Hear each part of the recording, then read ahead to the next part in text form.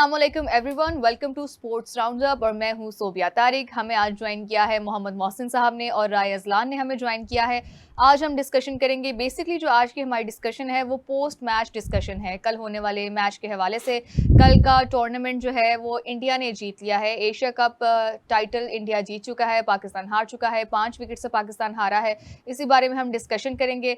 सबसे पहले हम बात करते हैं मोहसिन साहब से। मोहसिन साहब, एक जो बहुत इंपॉर्टेंट सवाल है, अगर 113 रन पे हमारा एक आउट था तो उसके बाद 146 पे ऑल आउट कैसे एकदम से? देखिए, ये कोई पहली दफ़ा तो नहीं हुआ।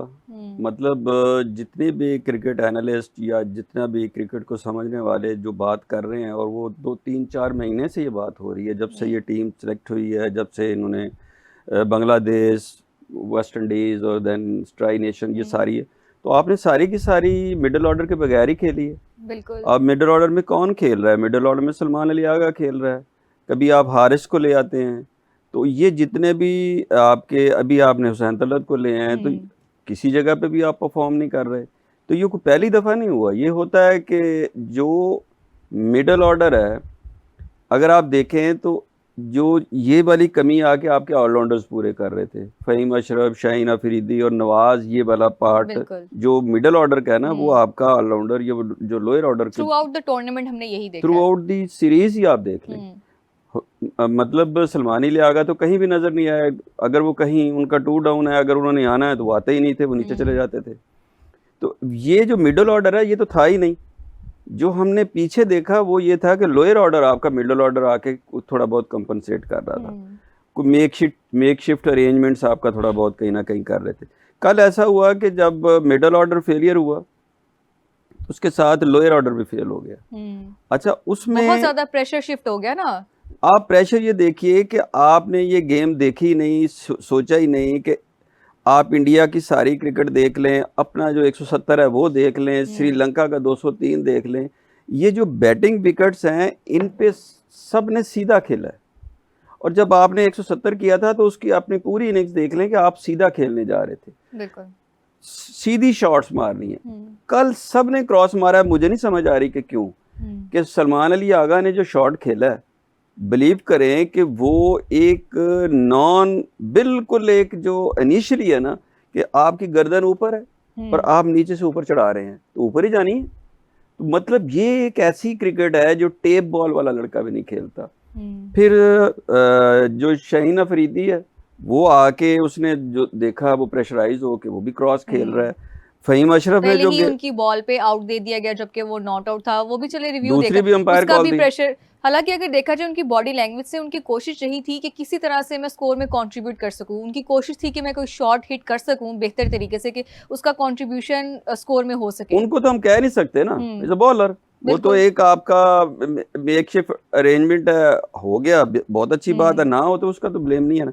आप ये देखें, हुसैन तलत को गेंद बाहर निकल रही है, मिडल एंड ऑफ से उसको गेंद बाहर निकल रही है और वो उसको क्रॉस खेल रहा है। यानी ये मुझे समझ ही नहीं आई कि वो बॉलर बैट्समैन है जिसको इस वजह से डाला गया है कि वो कवर्स में खेलता है, 1-1 2-2 करता है, तो बड़े आराम से वो, अगर वो अपनी पिछली इनिंग की कल ज़रूरत थी जो उसने उस दिन खेली है, जिसमें वो मैन ऑफ द मैच हुआ है, कि वहाँ पे वो एंकर इनिंग कर रहा था। ठीक है, 2-3 एकदम आउट हो गए, 2-3 विकेट्स का गिरना T20 में कोई बड़ी बात नहीं। बिल्कुल, आप कहीं रोक तो लें।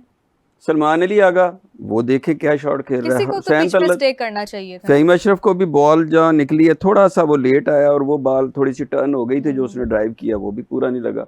तो सब ने क्रॉस खेला है, किसी ने बॉलर को नहीं देखा। हालांकि अगर देखा जाए इनके ऊपर इतना प्रेशर नहीं था, ओपनर्स अपना काम करके गए थे। और क्या चाहिए आपको? 113 रन मिल गए हैं, आपके पास 8 ओवर पड़े हैं, 9 विकेट पड़ी हैं, और क्या चाहिए आपको?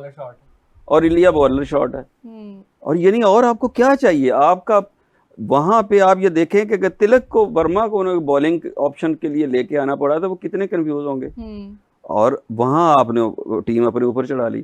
तो ये एक ऐसी चीज है, सबसे बड़ा फेलियर है कप्तान का, सबसे बड़ा फेलियर है। मैं अभी सिर्फ बैटिंग की बात ही कर रहा हूँ, सबसे बड़ा फेलियर है कप्तान का। आप देखिए, तिलक वर्मा ने आके इनिंग खेली है, उनके भी आउट हुए हैं 20 पे 3।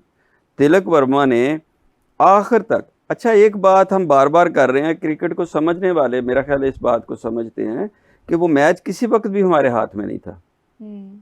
तिलक वर्मा जब वो खेल रहा था तो हम कह रहे थे जी 10 हो गए हैं, 11 हो गए, 10-11 वो मर्जी से कर रहे थे, वो जल्दी नहीं कर रहे थे। उनका ख्याल था कि 4 ओवर जब रह जाएंगे 5-6 विकेट्स होंगी, सारे के सारे हिट कर सकते हैं, तो वहाँ मैं स्कोर अप कर लूँगा। वो वो वहाँ अगर हारिस रऊफ हो या कोई भी हो, हारिस रऊफ तो बेचारा इतना थका हुआ है कि वो उसकी बॉडी लैंग्वेज, उसका दिमाग, उसकी टांगें कोई भी काम नहीं कर रही, सिंक में कुछ भी नहीं था। नहीं है, वो गिर रहा है और जो बॉल उसकी है डायरेक्शन कोई नहीं है। और ऐसा भी लग रहा था कि शायद वो अपने लास्ट मैच के बाद से वो फिजिकली या मेंटली किसी प्रेशर का शिकार हैं, फिट नहीं थे किसी भी, बिल्कुल भी नहीं, फोकस नहीं थे, बिल्कुल थका हुआ है, जिस्म थका हुआ है, दिमाग थका हुआ है, बॉडी लैंग्वेज भी थकी हुई है। मतलब आप क्या बॉल कर रहे हैं। तो इस सिचुएशन में अगर आपके कप्तान को नजर आ रहा है कि वो बहुत बेहतर तरीके से परफॉर्म नहीं करा, तो क्या ये कप्तान की नाअहली नहीं है कि मैं उसको उस क्रूशियल ओवर में ना भेजूं, किसी और को भेज दिया कप्तान की नाअहली आप देखें कि मोहम्मद नवाज को बॉल इसलिए करना चाहिए था कि एक बंदा कॉन्फिडेंस में है, इतना लंबा परफॉर्म करके आ रहा है, जो परफॉर्मेंस है ना वो कमजोर बॉलर को भी हौसला दे के एक बेहतर परफॉर्म कर देती है। साइम अयूब की नहीं है, विकेट ले रहा है, कॉन्फिडेंस है। नवाज ने 6 रन खाए हैं, उसके बाद याद ही नहीं कि नवाज की बॉलिंग कर रहा था। exactly. अच्छा, इब्रार को मतलब अच्छी खासी बॉलिंग करते करते कहा जी उसका रन चेंज हो गया। आप क्या कर रहे हैं, नवाज के ओवर पूरे नहीं हुए, इब्रार को अच्छी बॉल करते हुए आपने डिस्टर्ब कर दिया। साइम का ओवर, मुझे बताएं साइम अयूब से आप कभी भी डेथ ओवर कराएंगे? तो उसका बचाने का क्या फायदा? बिल्कुल बेहतरीन बॉल कर रहा है भाई, उसको किल करते जाओ। अच्छा, मोहम्मद नवाज के हवाले से ना सईद अजमल ने भी एक ट्वीट किया, हम वो देखते हैं कि उन्होंने क्या उसमें ट्वीट किया और फिर उस पे आपका तबसरा। ये ट्वीट है, spinners were our best pick, why Agha didn't bowl himself, at least Nawaz को चांस देना चाहिए। यही मैं कह रहा हूँ कि आपके पास 2 लेफ्ट हैंडर खेल रहे हैं, भी आप क्यों खेल रहे हो ना, आपने बॉल करनी है। जब आप रिजवान की कप्तानी में खेलते हो आपको 10 ओवर करा रहा है, आप थ्रू आउट अपनी कप्तानी में ओवर नहीं कर रहे, ना आप बैटिंग कर रहे हैं ना आप ओवर कर रहे हैं, कर क्या रहे हैं? स्टीवा की नकल कर रहे हैं, उसने भी कप्तान बन के बॉलिंग करनी छोड़ दी। अच्छा, बस बैटिंग तो करता था, बैटिंग बहुत अच्छी है, 10 मतलब जब हम माजी में देखते हैं हमारे स्पिनर से लोग डरा करते थे कि जब ये आगे यहाँ पे स्पिनर्स आते हैं तो हमारा जो सामने वाला बैट्समैन है वो खुल जाता है, तो कहता है कि बस देखें स्पिनर की बात ही नहीं है। बात ये देखिए, अगर मैं एक अच्छा बॉलर हूँ और आप मुझे गलत जगह इस्तेमाल करते तो मेरा कसूर तो नहीं है, आपका कसूर है। तो अगर आप इब्रार अच्छी बॉल कर रहा है, दूसरी तरफ कर रहा है, तो कप्तान की मिस्टेक है ना जी। अगर नवाज ने अच्छा ओवर किया और उसको बाद नहीं कराया तो ये कप्तान नवाज की कसूर है, वो नवाज का क्या कसूर है? और उसके बाद आपने हुसैन तलत को खिलाया क्यों, जब ना वो ओवर करता है ना वो स्कोर करता है? तो ये ऐसी चीजें थी, ये टोटल मैच की जो मिसमैनेजमेंट है वो 90% हमारा सिर्फ कप्तान है। अच्छा, अगर हम बाद में देखते हैं कि फ़हीम अशरफ ने एक अच्छी खेली है, बॉलिंग अच्छी की है, लेकिन जब उनको लास्ट के ओवर्स दिए गए तो उनकी बॉडी लैंग्वेज से लग रहा था कि वो बॉल नहीं करना चाहते। May be he was unfit या फिर उनको क्रैम्प्स का इशू आ रहा था। हमने देखा है कि उनको क्रैम्प्स का इशू आ रहा था, जिसकी वजह से एक ओवर रोक भी दिया गया था थोड़ी देर के लिए, उनको जो भी ट्रीटमेंट देना था दिया गया। तो इसमें फिर वही बात कि सलमान अली आगा को बेहतर डिसीजन लेना चाहिए था। देखिए, हमने पिछले मैच में या पिछले प्रोग्राम में बैठ के हमने कहा था कि अभिषेक शर्मा को अगर नई गेंद ये करेगा, फ़हीम करेगा तो वो आउट कर देगा, इसी फोरम पे हमने कहा था, उसने आउट किया। और जो नवाज के ओवर जैसे आप कह रहे थे कि जाया किए गए और साइम का एक आप देखिए ना, तो शायद उसको फ़हीम अशरफ को आपने थ्रू आउट हमेशा से क्या किया, 3 ओवर 2 ओवर 3 ओवर 2 ओवर दरमियान में एक ही दफा करते, दोबारा कभी नहीं लाए।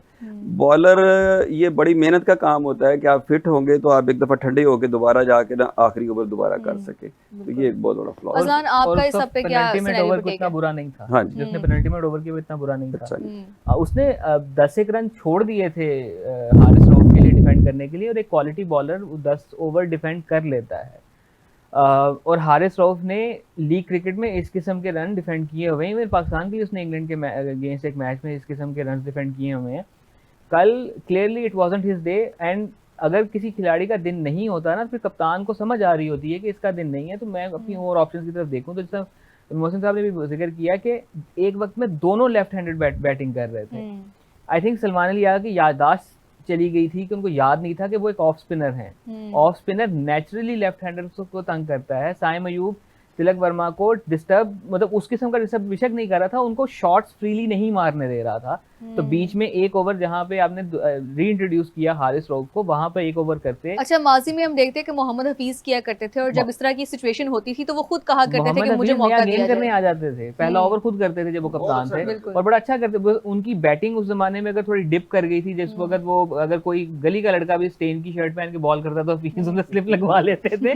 तो वो अपनी बॉलिंग से कंपनसेट कर रहे थे, and he was leading his team from the front. ठीक है, वो 2014 के world cup T20 world cup अच्छा नहीं रहा और इवेंचुअली उनकी कप्तानी चली गई, दोबारा वो फिर फुल टाइम कैप्टन कभी नहीं बने। लेकिन जब उनको बाद में एक पार्ट टाइम मैच में कप्तानी करने का मौका मिला, उन्होंने नया गेन किया, because he wanted to lead the team from the front. अब उस सिचुएशन में जिस वक्त आपको नजर आ रहा था कि स्पिनर्स ने मैच फंसाया हुआ है, आप खुद एक ओवर कर लेते, सिचुएशन को असेस करते हुए साइम अयूब से एक और ओवर करवा लेते अगर दोनों खब्बे बैटिंग कर रहे थे। अगर वहां पे स्कोर मजीद चढ़ जाता तो वो 17 रन जो एक ओवर में हो गए, उसने मैच बिल्कुल ही साइड पे लगा के रख दिया ना। उसके बाद कमबैक था ही नहीं। आखिरी 3 ओवर्स में फिर आपके पास ऑप्शन होती कि आप एक शाहीन से कराते, एक हारिस रऊफ से कराते और एक फहीम अशरफ से कराते, थोड़ा रन ऑन बोर्ड होता तो इन दोनों ने मैच निकाल देना था।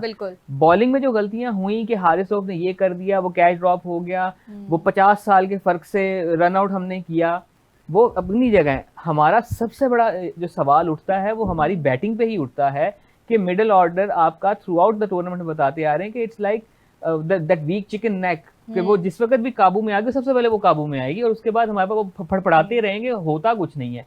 5 ओपनर्स के साथ हम खेल रहे हैं, ठीक है। आपके पास हारिस है, वो भी ओपनर है, आपके पास साहिबजादा फरहान है, वो भी ओपनर है, फखर जमान है, वो भी ओपनर है, साइम अयूब भी ओपनर है। आपने इंटरनेशनल क्रिकेट में डेब्यू हसन नवाज का करवाया, वो भी as an opener top order player करवाया। 5 प्लेयर्स के साथ आप जा रहे हैं, ठीक है। मैं मानता हूँ कि T20 क्रिकेट में चूंकि शॉर्टर फॉर्मेट है तो इतना फर्क नहीं पड़ता कि ओपनर ही नीचे नंबरों पे खेल रहा है, बिकॉज वनडे क्रिकेट में या लॉन्गर फॉर्मेट क्रिकेट में उसने उतने नंबरों पे ही बारी लेनी होनी थी एज एन ओपनर। बट वहां पे एक चीज आती है, हमने कल एक डॉट बॉल्स की रेशियो भी बहुत देखी है, कल कम थी, कल थोड़ी थोड़ी, लेकिन वो 60 खेल देते हैं। हम 52 गेंदें तो डॉट बॉल खेले थे, कल तो सिर्फ हमने 39-40 खेली हैं।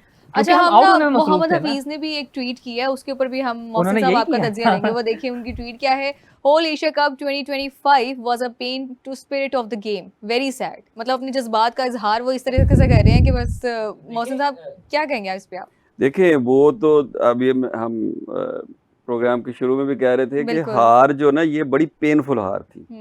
वो जिस तरह आप कह रही थे जज्बात से खेला गया कि हमें दिखाया गया कि हम 190 करने जा रहे हैं और कर दिए 147, तो 30-40 रन शॉर्ट हो गए। हालांकि होना ये चाहिए था कि आप उनकी बैटिंग को देखते हुए 20-25 रन ऐड करते, ज़्यादा करते, जो आपके बोर्ड से आप एक्स्ट्रा करते, तब आप उनसे मुकाबला करते, क्योंकि उन्होंने बाद में बैटिंग करनी थी।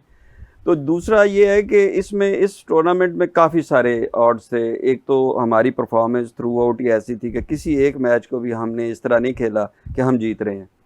तो वो बस हमने 130 भी मुश्किल से किया, हमने 170 भी मुश्किल से किया। बिल्कुल, कोई भी ऐसा मैच नहीं था कि वो हमें लगा हो कि फुल टाइम हमारी ग्रिप में था, हमने सिंगल हैंडेडली। दूसरा देखे ना, मैं आपको एक चीज़ बता दूं, एक बहुत बड़ा फ़र्क है। हम राय साहब जब हमारी बैटिंग चल रही होती है ना, तो लगता है कि अब आउट पता नहीं खेलना कि नहीं। बेशक वो, मैं अपनी बात कर रहा हूँ, बेशक उनके 3 आउट हो गए थे, मुझे कहीं नहीं लगा कि ये आउट हो जाएंगे। वो 5 आउट हो गए, मुझे कहीं नहीं लगा कि ये 5 जाए तो क्या है, क्योंकि जिस तरह वो आके खेलते हैं, जिस तरह वो आके मैच को चलाते हैं, लगता है कि एक बैट्समैन बारी ले रहा है, कुछ उसके दिमाग में है, कुछ वो खेल रहा है। तो ये हर जगह ही हमें इमोशनली इन्होंने तकलीफ ही दी है, इमोशनली डैमेज ही किया है, इमोशनल टॉर्चर किया गया। अभी आप ये देखिए कि कितनी बड़ी तादाद ऑलरेडी पाकिस्तान की क्रिकेट से अलहदा हो चुकी है अपनी हार की वजह से। जीत कनेक्ट करती है नेशन को अपनी टीमों से, जीत तो हम रहे नहीं, दूसरी परफॉर्मेंसेस करती हैं। तीसरी एक बड़ी इंपॉर्टेंट चीज़ है कि कुछ हीरोज होते हैं जिनको देखने के लिए, मेरा हीरो होगा कोई बॉलर हो सकता है, राय साहब का कोई बैट्समैन हो सकता है, उसकी बैटिंग देखनी है, उसकी बॉलिंग देखनी है। कोई एक बंदा पिछले 5 साल 7 साल में नहीं नज़र आ रहा जिसको देखने के लिए स्टेडियम में लोग जाएं। देखिए उसके अलावा नहीं होगा। आप जीत भी रहे हो ना। ये आपने नेशनल हीरो की बात की है ना, तो एक हमारी टीम में बाबर आजम थे जिनको हमने इस टूर्नामेंट में नहीं खिलाया। उनके लिए कहा जाता था कि बाबर के लिए देखा देखे ना, वो एक आपकी टीम में कुछ 2-3 पोस्टर बॉय भी होने चाहिए जिनको देखने के लिए लोग जाएं। देखिए इंस्पायर करने की, जिस अभी मोहसिन साहब बात कर रहे थे, तो हमें कहा जाता है कि जी हम फास्ट बॉलर की पैदा करने वाली कौम है, हमारे यहाँ फास्ट बॉलर ज़्यादा होते हैं। अगर हम हमारे डोमेस्टिक क्रिकेट के स्कोर कार्ड देखें तो हम लेफ्ट आर्म स्पिनर ज़्यादा पैदा करते हैं, ज़्यादा कामयाब हमारे यहाँ लेफ्ट आर्म स्पिनर होते हैं। लेकिन फास्ट बॉलर ही क्यों हमारे पोस्टर बॉयज़ बने? फजल महमूद की वजह से। Fazal Mahmood was not express pace. वो अगर इंडिया के लिए जब सिलेक्ट हो गए थे, इंडिया खेल जाते तो वह स्पिनर ही खेलते शायद, लेकिन उनका वो जो एक ऑरा बना हुआ था, चूंकि टीवी पे मैचेस आते नहीं थे, रेडियो पे लोग सुनते थे, अखबार में पढ़ते थे, तो वो शायद बना ये था कि गुड लुकिंग है, वो जब बॉल करता है तो उसके बाल ऐसे हो जाते हैं, बॉल उसकी स्विंग भी होती है, वो कटर भी अच्छे मारता है। तो उसने एक इंस्पायर किया जनरेशन को, जिसने बाद में आपको सिकंदर बख्त भी उसके बाद आए आपके पास, उसके बाद इमरान खान आए, सरफराज नवाज आए, उस जनरेशन, फिर इमरान खान के बाद एक पूरी जनरेशन हमें मिली फास्ट बॉलर्स की, इसमें वसीम, वकार, आकिब, अताउर रहमान, मतलब उस जमाने के जो चौथी पांचवी ऑप्शन होती थी जिनकी टीम में जगह नहीं बनती थी, वो उस जमाने में अगर लीग क्रिकेट होती तो वो बहुत बड़े बॉलर होते। उसके बाद उस जनरेशन के बाद हमें मिलता है कि चूंकि वसीम अकरम और इमरान खान को देख के फिर लोग ऑलराउंडर बनना शुरू हुए, तो मैं अजहर महमूद और अब्दुल रज़ाक की शक्ल में ऑलराउंडर नजर आए, इवन राना नवीदुल हसन कुछ हद तक हमें एक ऑलराउंडर की शक्ल नजर आए, then Shoaib Akhtar pacer, then Mohammad Asif, तो एक उसके बाद रहा। अगेन मैं उस पॉइंट पे आऊंगा कि हमारे यहाँ चूंकि 2009 के वाक़े के बाद यहाँ पे लोकली क्रिकेट इंटरनेशनल हो नहीं रही थी, तो वो इंस्पायरिंग फैक्टर कम होता रहा। हमने जो यूएई में क्रिकेट खेली वो यूएई में स्पिन बॉलर्स के साथ खेली या एक आधे फास्ट बॉलर के साथ खेली, और वो भी फास्ट बॉलर ऐसा होता था जो फास्ट बॉलर नहीं लगता था, ठीक है, नो डिसरिस्पेक्ट इंटेंडेड, पर वो नहीं लगता था। तो उस चीज़ ने भी इंस्पायरिंग फैक्टर खत्म किया। फिर हमारे यहाँ चूंकि क्रिकेट कम होती गई साथ साथ, और उसके बाद हमारी डोमेस्टिक क्रिकेट का स्ट्रक्चर उस किस्म का कभी भी नहीं रहा कि वहाँ पे किसी टीम के साथ एक जज्बाती लगाव पैदा किया जा सके, बिकॉज हमारे यहाँ डिपार्टमेंटल क्रिकेट थी, for good reason for a bad reason. मैंने आज तक किसी को नहीं कहते सुना कि मैं वाबडा का बड़ा फैन हूँ। खैर वाबडा का वैसे ही कोई फैन नहीं हो सकता, बट किसी ने कहा कि मैं वाबडा का बड़ा फैन हूँ। वो खिलाड़ियों के फैन हुआ करते थे, बिकॉज उन टीमों को भी वो पोस्टर बॉयज चला रहे थे। पीआईए वर्सेस एचबीएल नहीं होता था, it was Imran versus Miandad, वो ड्राइव करता था उसको।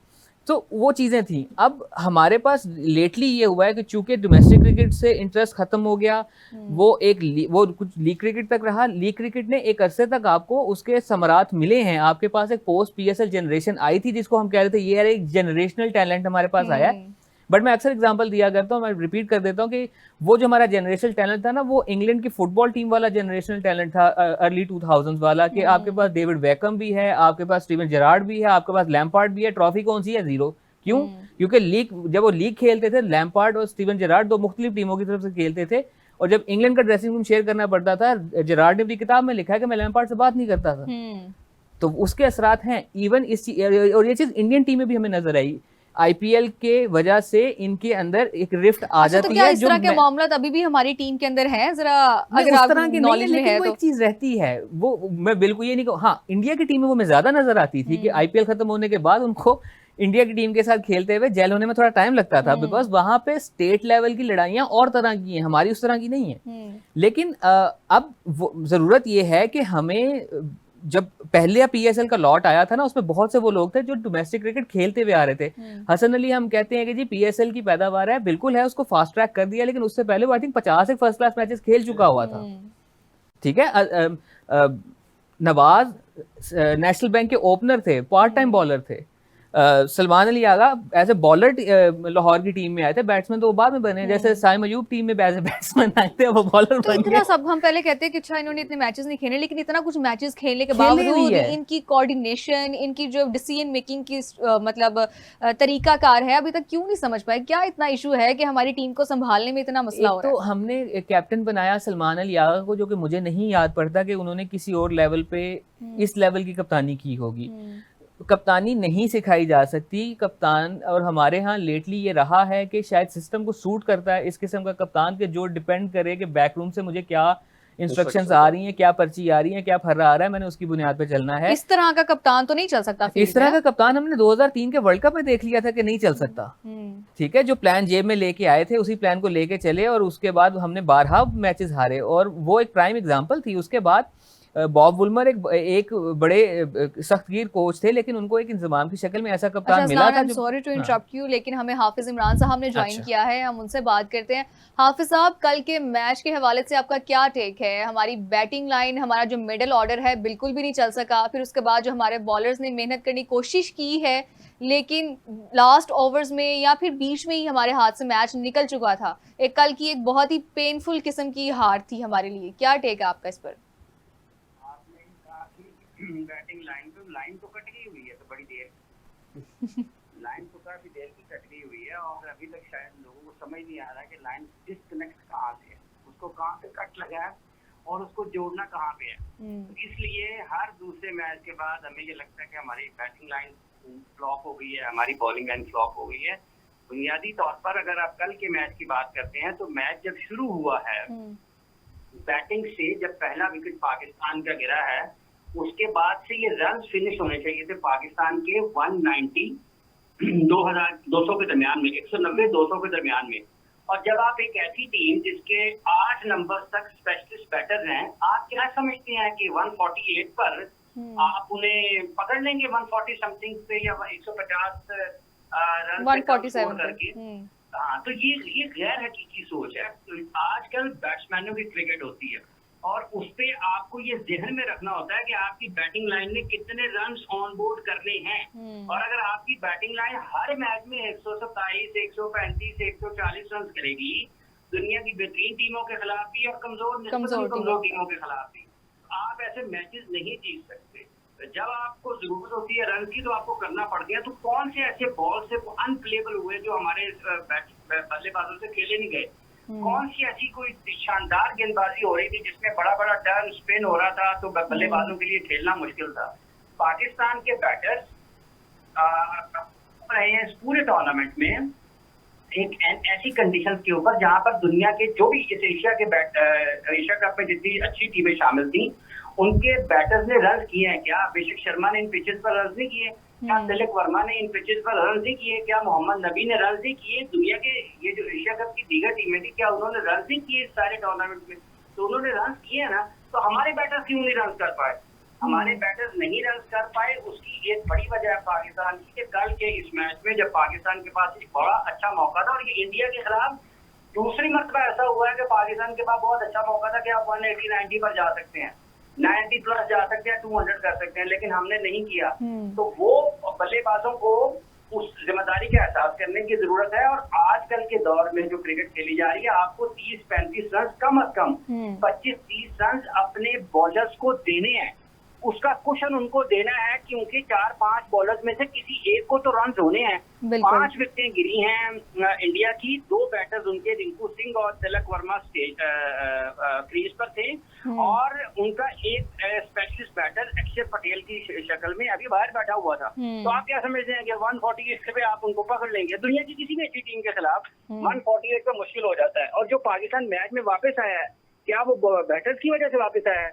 पाकिस्तान का मैच उसके बॉलर्स ने बनाया है, और उसमें सबसे बड़ा असर जो डाला है वो शाहीन अफरीदी के पहले ओवर ने डाला है। उसका इम्पैक्ट था जो दबाव में आए अभिषेक शर्मा, और उसके बाद फिर उनको विकेट मिली है फहीम अशरफ को उनकी, और फिर आगे चले आपने अपने बॉलर्स को कैसे इस्तेमाल करना है। पिच अगर स्पिन बॉलिंग फ्रेंडली है, अगर स्पिनर्स को मदद मिल रही है उसमें से, तो मोहम्मद नवाज तो पाकिस्तान के दुनिया के बेहतरीन बॉलर हैं, स्पिन बॉलर इस वक्त। उनका तो ये पाकिस्तान के हेड कोच ने कहा था, वो तो मैच विनर हैं। तो वो एशिया कप के फाइनल में स्पिन फ्रेंडली पिच पर सिर्फ 1 ओवर करेंगे, तो वो किस चीज के बेस्ट बॉलर हैं? कौन सी दुनिया के बेस्ट बॉलर हैं? ठीक है, और वो कौन से मैच विनर हैं? ये मैचेस जो आपने जीतना होते हैं, जिसके बाद आपकी क्रिकेट को फर्क पड़ता है, आपकी टीमें खड़ी होती हैं, और आपकी मकबूलियत में इजाफा होता है, और आपकी क्रेडिबिलिटी उसमें बहुत सारी चीजों में इजाफा होता है। हुसैन तलत ये कौन सा ऑलराउंडर है कि किसी भी टूर्नामेंट के फाइनल में वो एक बॉल भी उसके हाथ में नहीं जाता? ठीक है, तो आप अच्छा Hafeez sahab, I am sorry to interrupt you, लेकिन सलमान अली आगा ने ये कहा है। मैडम एक मिनट मैडम, सलमान अली आगा को भी छोड़ दे जरा। ये कौन से मैचअप की क्रिकेट है? मैचअप बन रहे हैं जी, मैचअप बन रहे हैं। एक खब्बा पूरे 15-14-16 ओवर बैटिंग कर गया है, और एक ऑफ स्पिनर टीम में मौजूद है, और वो बॉलिंग करने के लिए नहीं आया, और उसका नाम है सलमान अली आगा। तो किस बुनियाद पर आपकी सिलेक्शन होती है ना, तो इस टूर्नामेंट के बाद ये क्लैरिटी करने की जरूरत है कि कौन ऑलराउंडर है कौन नहीं है। सलमान अली आगा ने पूरे मैच में बॉलिंग क्यों नहीं की? स्पिन फ्रेंडली तिलक वर्मा ने ओवर किया इंडिया की तरफ से। स्पिन फ्रेंडली अगर कंडीशंस हैं तो स्पिनर ने बॉल क्यों नहीं किए, ये किसने बताना है? और माइक हैसन को लगता है, उसको पता लग गया कि पाकिस्तान में रह के कामयाब कोच कैसे बनना है। कोचिंग करो ना करो, लेकिन कैमरे पे आपको गुस्से में, परेशानी में, इधर से उधर जाते हुए, नीचे से ऊपर जाते हुए, ऊपर से नीचे आते हुए आपको नजर आना चाहिए। लोगों ने कहना जी इसको बड़ा दुख है पाकिस्तान के क्रिकेट का, हो तो उसको पता चल गया। तो ये किस्सा है ये सारा का सारा पाकिस्तान का। हाँ, हारिस रऊफ उनको इससे बेहतर बॉलिंग करनी चाहिए थी, कप्तान को उनको उससे बेहतर इस्तेमाल करना चाहिए था, ठीक है। लेकिन 147 पे हर दिन आप मैच नहीं जीतते, 130 पे हर दिन आप मैच नहीं जीतते, और दुनिया की बेहतरीन टीमों के खिलाफ आपको अच्छी बैटिंग कंडीशंस में आपको रन्स ऑन बोर्ड देना पड़ते हैं। कोई एक बैट्समैन तो चलना है ना, और किसी एक बॉलर को तो पिटाई होनी है। क्या जसप्रीत बुमराह को पिटाई नहीं हुई? उसको भी तो हुई है ना, हर मैच में हुई है। तो उनके बैटर्स ने उसको रिस्पॉन्ड किया, उनकी बॉलिंग को, जो उनको रन हुए उनकी बैटिंग ने किए हैं। तो जो रन हमारी बॉलिंग को होते हैं, हमारी बैटिंग ने नहीं करने दुनिया के खिलाफ रन, किसने करने हैं? बैटर्स ने करने हैं ना। और इस टूर्नामेंट में पाकिस्तान की लोअर ऑर्डर ने ज्यादा रन किए हैं मिडिल ऑर्डर की निस्बत। जी, अब आप सलमान अली आगा साहब का कुछ पूछते हैं। मैं ये आपको कहना चाह रही थी कि सलमान अली आगा ने कहा है कि मैं अपने डिसीजन पे कायम हूँ, और उसका मैं जिसे कहते हैं ना कि मैंने बिल्कुल ठीक डिसीजन किया। उन्होंने कहा है कि मैंने हारिस रऊफ को लास्ट ओवर्स दे के और साथ ही हुसैन तलत को खिला के कोई गलती नहीं की, बिल्कुल ठीक डिसीजन था मेरा। देखिए ठीक है, अब वो यही हुसैन तलत को खिलाना भी ठीक था, लेकिन वो हसन नवाज पे फ्यूचर कहते हैं पाकिस्तान का। आप माजी, हाल, मुस्तकबिल, तीन चीजें जुड़ी हुई हैं। किसी एक चीज को भी आप छोड़ नहीं सकते, आप अपने माजी को भुला नहीं सकते, ना आप माजी को नजरअंदाज कर सकते हैं। और अगर आपने मुस्तकबिल ठीक करना है तो आपको हाल में बेहतर काम करना है। फ्यूचर है जी पाकिस्तान का, बाहर बैठे बैठे फ्यूचर बन जाएगा। फ्यूचर के लिए उसको उस अमल में तो डालना है ना जिसको आपने जहां लेके गए थे। हाईएस्ट स्ट्राइक रेट है, सबसे ज्यादा छक्के उसने लगा दिए मेरा ख्याल, और वो 2 मैच के बाद बाहर हो गया। हुसैन तलत किसी भी सूरत पाकिस्तान की T20 टीम में नहीं आते, स्क्वाड में नहीं आते, प्लेइंग 11 में तो आना बड़ी दूर की बात है। और जिन लोगों ने ये, खैर अब तो लोग कहेंगे, बहरहाल जो सलमान ने कहा ठीक है वो कप्तान है, उसका अपना ख्याल है, लेकिन वो फिर अपने बारे में भी बता देना लोगों को, अपने बारे में भी बता दे वो हाल है पाकिस्तान का या मुस्तकबिल है। हसन नवाज तो मुस्तकबिल है, और हुसैन तलत जिस गेंद पर आउट हुए हैं, और खुद सलमान ने जैसे वो आउट हुए हैं, क्या आप बैटिंग देखें संजू सैमसन की और तिलक वर्मा की, तो कंपैरिजन कर लें, अपने मिडिल ऑर्डर को उनके सामने रखे और उनको रखे, ठीक है। फिर हम ड्रॉप कैचेस, 147 हमारा स्कोर है, और उसमें हमने रन आउट भी छोड़ने हैं, और उसमें हमने कैच भी ड्रॉप करने हैं, और फिर हमने कहना है कि बॉलर्स ने हमारे लिए काम नहीं किया। भाईजान आप अपनी असल खामियों की तरफ आए। ये बिल्कुल वही सिनेरियो, वही मंजर नामा दोबारा घूमेगा बॉलर्स के ऊपर आने का, जिस तरीके से बाबर और रिजवान वाले केस में हुआ है कि असल मुद्दे को छोड़ के वो भाग पड़े जी, वो फलां जगह पे हमारी कोई चीज रह गई है, वो पकड़नी है, वो देखना नहीं है कि बच्चा बगल में ढंढोरा शहर में, वो वाला हाल है। तो सलमान ठीक है, जो उनका दिल करता है वो कहते रहे। जो वो कप्तान है पाकिस्तान के ना, उनके पास इख्तियार है ना, सवाल उनके पास है, उनका सवाबी हक है जवाब देने का, जो मर्जी दें, लेकिन क्या उनका जवाब पाकिस्तान की कारकर्दगी के साथ मुताबिकत रखता है? क्या उस सोच के साथ मुताबिकत रखता है जो जिस सोच का उन्होंने बांग्लादेश के खिलाफ सीरीज जीतने के बाद कहा था? ठीक है, तो ये चीजें उनके कहने की नहीं है, ठीक है, वो जो मर्जी कहते रहे। जो बाहर लोग बैठे हुए हैं उन्होंने मेरिट पर उनके बयानात का जायजा लेकर कौम को तस्वीर का दूसरा रुख दिखाना है, और ये जो दूसरा रुख अभी हमने दिखाया ये उसी का हिस्सा है। जी ठीक, हाफिज साहब बहुत शुक्रिया, आपने हमें अपना कीमती वक्त दी है। अब हम दोबारा से ज़रा से एक बात कर लेते हैं, हमारे पास बहुत कम टाइम रह गया है। जो पोस्ट मैच सेरेमनी थी उसका भी एक बहुत ही अजीब सा सिनेरियो बना है। इंडियन टीम कहती है हमने ट्रॉफी नहीं रिसीव करनी मोहसिन नकवी साहब से, मोहसिन नकवी साहब ने कहा है कि नहीं रिसीव करनी तो ना की जाए, दूंगा तो मैं ही दूंगा, चेयरमैन मैं हूं तो मैं ही दूंगा। ये अजीब सा एक सिनेरियो अब BCCI की तरफ से कहा जा रहा है कि हम इस पे बहुत ही ज़्यादा एहतजाज रिकॉर्ड करवाया जाएगा। इस सब पे क्या टेक आपका अजलान? आई थिंक बहुत कम ऐसे मौके रहे होंगे जिसमें मैं मोहसिन नकवी साहब के स्टैंस की जो है ना तारीफ करूं, तो मैं इस पे तो करूंगा वेल डन। अगर एक इदारा है, उसका एक प्रेसिडेंट है, वो कोई भी हो, मोहसिन नकवी साहब की पर्सनैलिटी से इख्तिलाफ उनकी अपनी जगह, उनकी तारीफ अपनी जगह, अगर वो इज्जत इंसान की नहीं होती, उसके रुतबे या उसकी कुर्सी की होती है, तो उन्होंने उस कुर्सी को रेडिक्यूल किया, उन्होंने मोहसिन नकवी को रेडिक्यूल नहीं किया। इंडियन क्रिकेट टीम में कि ये कह के कि वो उससे नहीं लेंगे। कल को मोहसिन नकवी अगर ओलंपिक्स के चेयरमैन बन जाते हैं तो ये क्या मेडल लेने से मना करेंगे? फीफा के बन जाते हैं तो क्या ये मेडल लेने से मना करेंगे? उनका क्योंकि जोर एशियन क्रिकेट काउंसिल पे चलता है या आईसीसी पे चलता है, तो इस पे वो ये कर रहे हैं। यही हरकत ये करके दिखाएं ना, वो सिर्फ हाथ ना मिलाने वाली हरकत करके दिखाएं ये ओलंपिक्स में। बाकी ये नहीं 17 वो अंडर 17 फुटबॉल में आपस में उन्होंने मुसाफा किया, बिल्कुल किया। तो जोर उनका जहाँ चलता है ना। और दूसरी चीज ये है कि सिर्फ एक जात है जिसकी सदा बादशाही है। आज अगर आपका वक्त अच्छा चल रहा है तो वो हमेशा से आपका वक्त अच्छा नहीं चल रहा था। आपको वो वक्त भी याद करना चाहिए जब आपके बॉलरों पे बाकायदा तरस आया करता था। आज अगर हमारी टीम बुरी है, मानते हैं कि बुरी है, कल को हो सकता है आपकी टीम से दोबारा बेहतर हो जाए। बिल्कुल। तो वो वक्त एक जैसा नहीं रहता। और दूसरी चीज, अगर आपको इस बात का गरूर है ना कि आप फाइनेंशियली बड़े स्ट्रांग हैं, तो पैसा तो किसी भी तरीके से कमाया जा सकता है, और वो किसी भी तरीके से कमाया जाने वाले पैसे वाले की फिर उस तरह से इज्जत नहीं होती।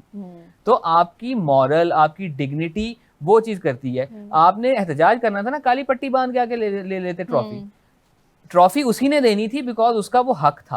ट्रॉफी आपको ही मिलनी थी बिकॉज आपका हक था। आपने अपने हक से दस्तबरदार होने के लिए एहतजाज किया। उसने कहा ठीक है, फिर मैं भी दस्तबरदार नहीं होता, मैं वेट करता हूँ, आप आओ ले जाओ, नहीं लेनी मैं लेके जा रहा हूँ। बिल्कुल ऐसा ही है। अच्छा मोहसिन साहब, हमने एक और देखा कि जहाँ पे इस चीज का इतना बड़ा इशू बना रहा, इंक्वायरी होती रही आईसीसी में, इसके खिलाफ एक्शंस होते रहे, फाइन होते रहे, लेकिन कल फिर से हारिस रऊफ को आउट करने के बाद इंडिया की जानिब से इस तरह का एक्शन करना, क्या ये डुअल पर्सनैलिटी नहीं है? एक तरफ से आप कह रहे हैं कि हमने उसके खिलाफ ही एक्शन लिया, अपील की, बड़ा आपने वो रोना डाला हुआ था कि यार ये कोई तरीका नहीं, और फिर दोबारा से आप वही काम कर रहे हैं। क्या ये इंडिया का टेक है? मुझे आप ये बताएं कि जंग और गेम बराबर होती है? मतलब एक जंग में आपने मार खाए, जूते खाए, अब आप कह रहे हैं कि जी मैंने मैच जीत के उसका बदला ले लिया।